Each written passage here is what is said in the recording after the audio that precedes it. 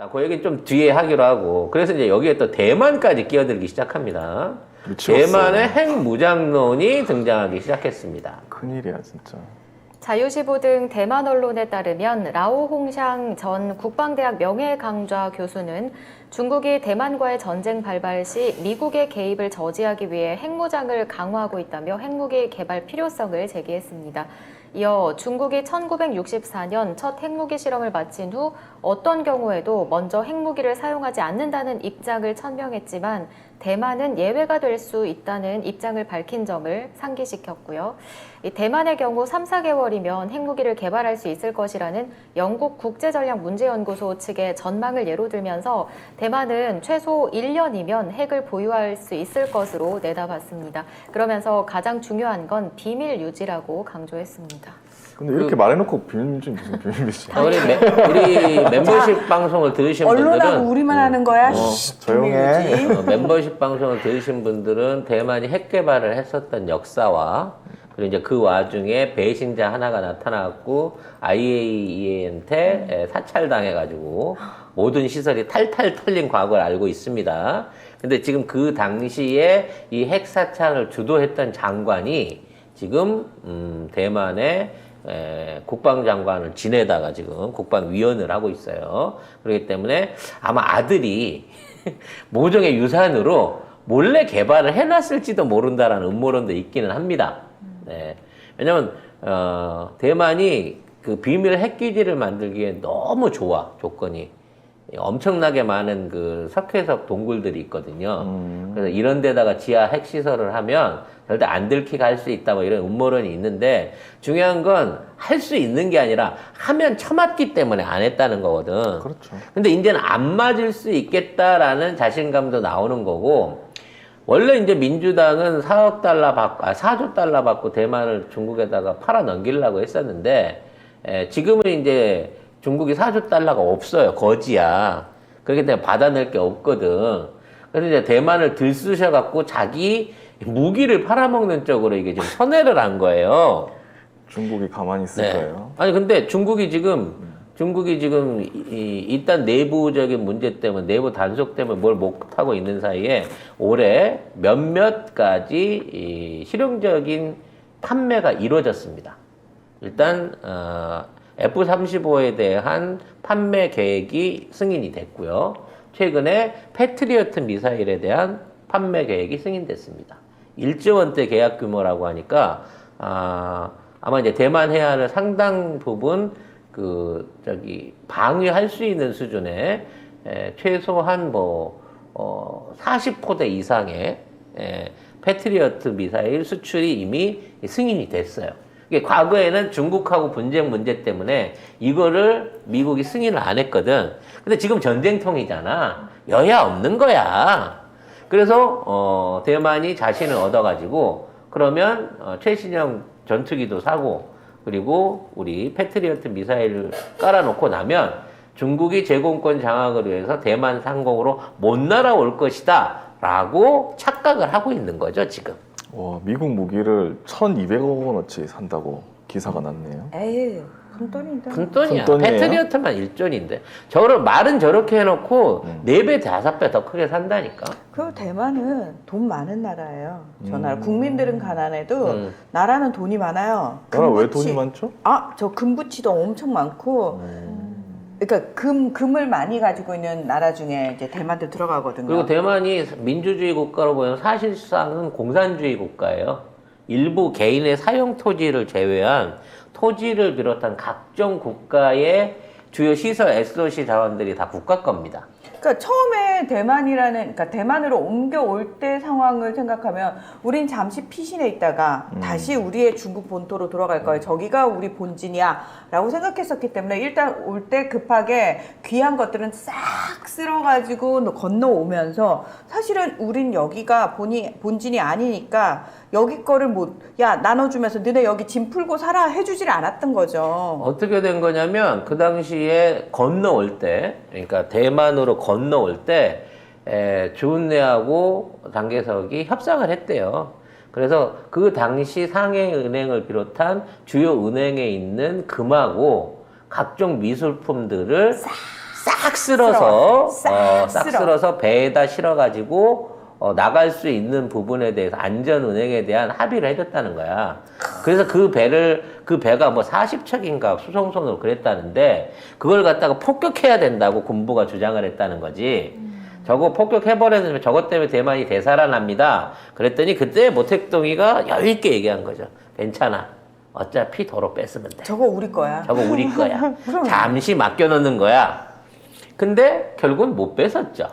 근데 어차피 중국은 시간 문제라고 생각하지 저거 다 우리 거야 라고 생각하고 있겠죠. 근데 의외로 이제 대만이 거기 가갖고 그냥 농업국가로 찌질찌질하게 살다가 그냥 말았어야 되는데 미국이랑 손을 잡고 첨단 기술을 끌어올려갖고 아시아 4마리용 해가면서 싱가포르랑 물류하고 막 금융 뭐 이런 첨단 제품으로 해갖고 제법 짭짤하게 우리나라보다 훨씬 잘 살던 시절이 있었어요. 진짜 맞아. 그런 시절이 있었고 맞아. 대만의 그 중정기념관은 그 너무 중국 본토에서 많이 가져와가지고 한꺼번에 전시가 안 돼서 이렇게 회전식으로 돌아가면서 전시하잖아요. 근데 그 박물관 안에 있는 물건이 너무 너무 많아서 많아서. 뒷산에다 수장고를 파서 몽땅 넣어놓고 넣어놓고 돌려가면서 바꿔가면서. 전시를 했기 때문에 한 40년은 봐야 그걸 다 그 볼 수 정도예요? 아이고 진짜 계속, 다 쓰라고. 계속. 얼마나 이게 싸질머지고 바꾸니까. 온 진짜 거예요. 그러니까 사람은 안 태우고 다 그걸 들고 왔어. 태워왔대잖아.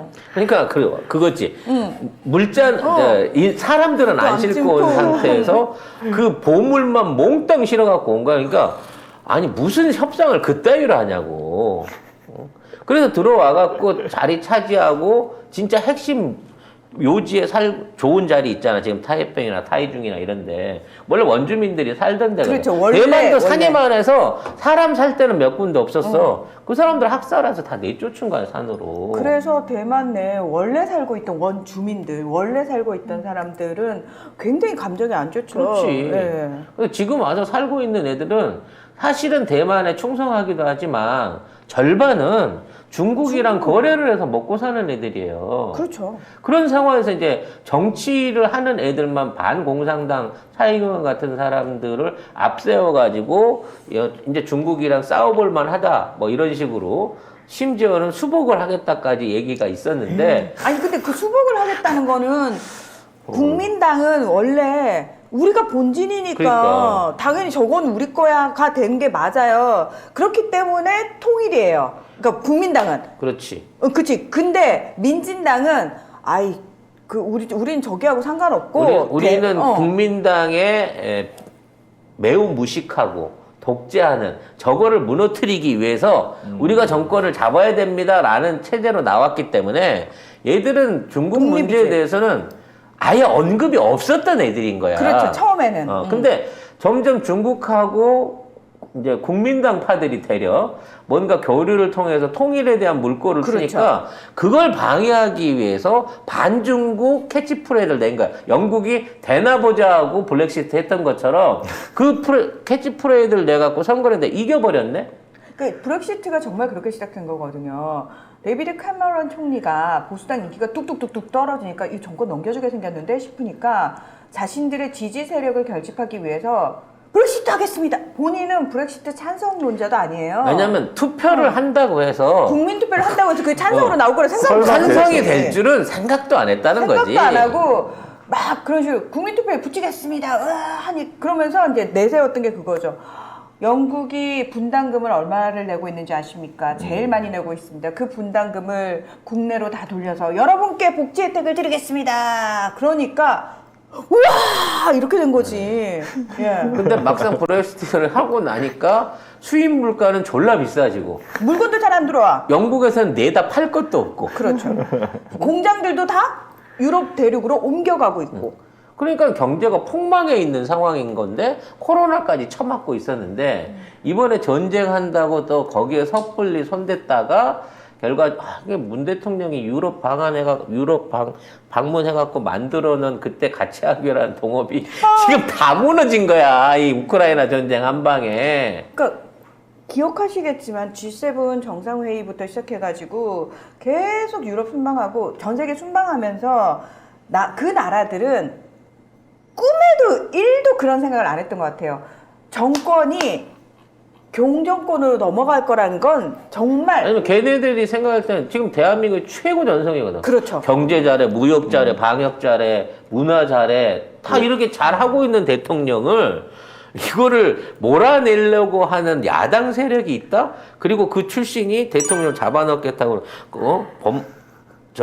법무장관도 아니고 검찰총장 출신의 대선 후보가 이긴다? 상상이 안 되는 이거는 거지. 선진국 입장에서는 이게 이해가 할 수 없는 계산인 거예요. 그렇죠. 거기다 김건희가 뭐 노문 표절에 뭐 저 뭐야 콜거래. 도이치모터스에 뭐 주가 조작에 막 피의자고 막 이런데 돼. 그러니까 이게 되네? 그러니까 국제 사회에서는 말도 안 되지.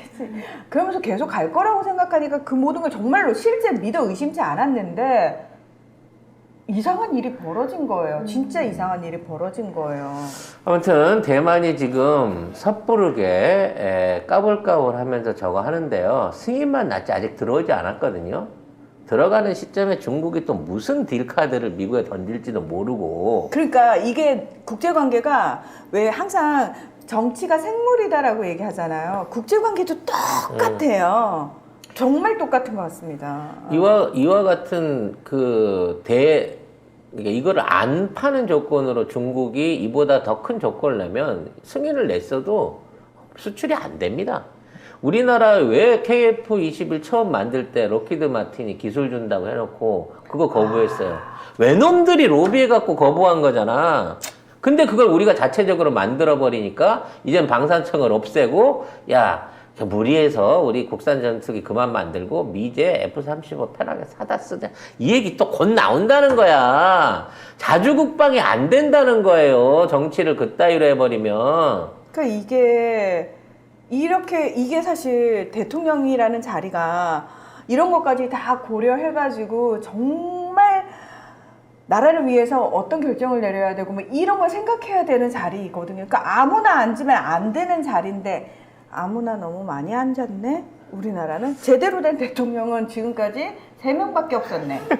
어우 씨, 나라가 살아남은 게 신기한데? 야, 15년에 이만큼이라도 엄청나. 살게끔 뭔가 개혁해 놓은 게 엄청 다행이야. 나머지 애들은 어떻게든 피를 뽑으려고만. 그러면 그거하고 똑같네. 우리 역사가 한반도의 역사가 민중이 백성이 살린 역사잖아요. 네. 그러니까 이 땅을 유지한 게 사실 민중의 피였고 백성들의 피 죽음으로 유지한 땅이잖아요.